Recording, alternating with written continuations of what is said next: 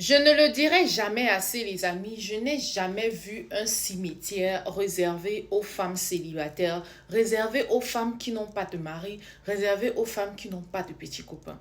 Par contre, partout là dehors, il y a des femmes qui ont été battues, qui sont décédées par suite des suites d'un accident, qui ont été décédées des suites d'un cas, se sont rives elles-mêmes parce qu'elles n'arrivaient pas à supporter un gourmand.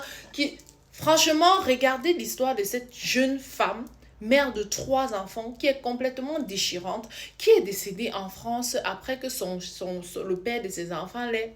Après combien d'années? C'est-à-dire que la mère était 3 enfants. Le premier a 7 ans, le deuxième a 5 ans, et encore avec le plus petit, qui s'est fait rire comme ça là. Et ce n'est pas que c'est une histoire qui avait commencé aujourd'hui. Regardez même d'abord comment est-ce que les deux personnages se rencontrent.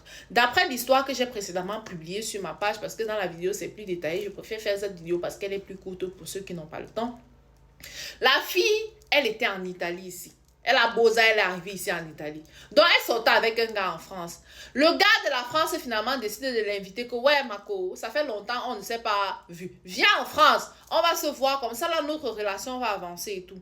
Elle prend donc la route qu'elle va partir en France. Elle arrive en France, malheureusement, son gars n'est pas disponible à l'heure où elle arrive. Il envoie son petit frère venir chercher la fille pour la ramener à la maison. C'est comme ça que le gars arrive, il prend la fille, il la ramène. Son petit frère Emmanuel en question la ramène plutôt chez lui en attendant le grand frère. Sauf que quand il arrive à la maison, il commence à expliquer à la femme que franchement, tout le temps que tu as été avec mon frère, il te mentait, il est marié ici, il a des enfants, il ne va rien foutre avec toi et tout. Tu perds ton temps avec lui, machin, truc, ceci, cela. Et comme nous, les femmes, nous sommes susceptibles à ce genre de choses, on est toujours prête à... Déjà, un gars qui est le petit frère vrai de ton gars, qui vient te raconter ça. On connaît tous comment les hommes sont. Aucun homme ne trahit. Au contraire, ils vont se couvrir là-bas parce qu'on va te dire que... Donc, ils vont t'appeler ma belle-sœur, te flatter parce qu'on va te dire qu'ils savent ce que l'autre fait, tu ne vas pas croire. Non seulement ils viennent te raconter ça. Après, maintenant, il te flatte jusqu'à ce que tu sois avec lui. Maintenant, tu commences à sortir avec lui. La fille, elle porte le belai pour la première fois. Il dit que jamais on vient de se rencontrer. Ça ne peut pas être mon enfant. Il faut enlever ça. La fille se dit que, elle va faire comment? Elle enlève. Ils ont continué de se voir. Après ça, la relation a continué et tout.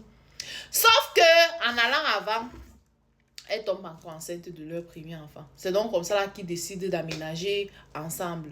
Les gars décident d'aménager ensemble comme ça. Et voilà, quand ils aménagent ensemble, c'est comme ça là, les vrais problèmes commencent. Tu sais que pour connaître la vraie nature de quelqu'un, il faut vivre avec la personne.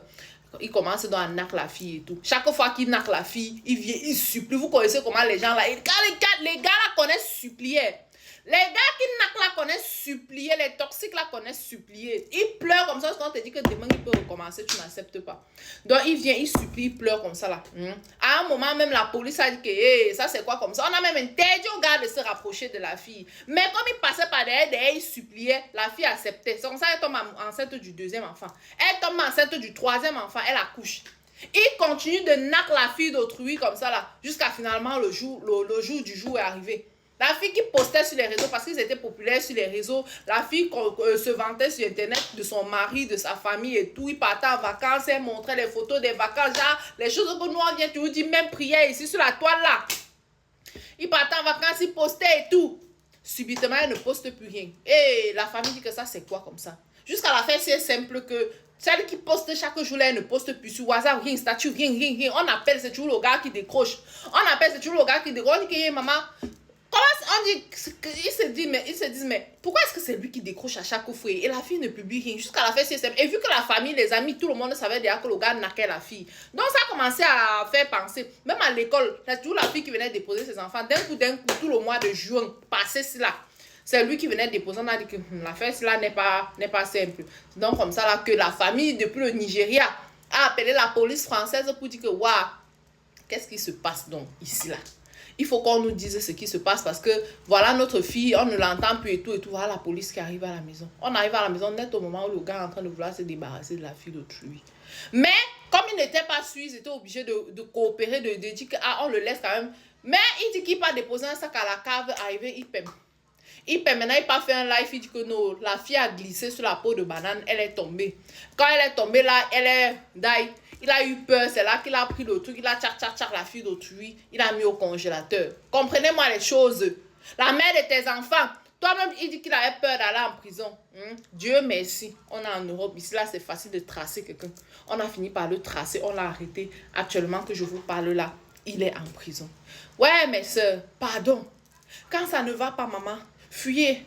Fuyez avec vos têtes. Fuyez avec vos têtes. Protégez-vous. Surtout nous qui sommes les mères d'enfants là. Quand tu es encore célibataire, tu peux te permettre certaines phrases parce que, si tu tombes là, tu tombes pour toi, c'est vrai que ta famille va te pleurer. Ça va, non, ta famille te pleure, ça va. Mais quand tu as les enfants, les petits, là, quand ils voient mes petits oiseaux aussi, maman, mes petits oiseaux qui comptent seulement sur moi. Si je ne suis pas là comme ça, là, je regarde à côté de moi, à gauche, à droite, je ne sais pas où mes oiseaux vont partir. Je vais laisser mes oiseaux à qui?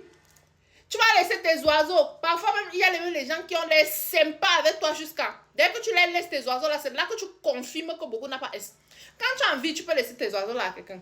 Tu pars. On sait que bon, de temps en temps, tu vas envoyer quelque chose. Mais tu n'es pas là. Du coup, tes enfants vont compter sur la personne. À un moment donné, ça va peser. La personne va dire, hey, il souffre pas comme ça. Si c'est pas une personne qui a vraiment bon cœur, tes enfants vont lire. Tu peux faire quoi? Fuis avec ta tête, partir en espérant que peut-être un jour, Dieu va t'envoyer quelqu'un que tu mérites.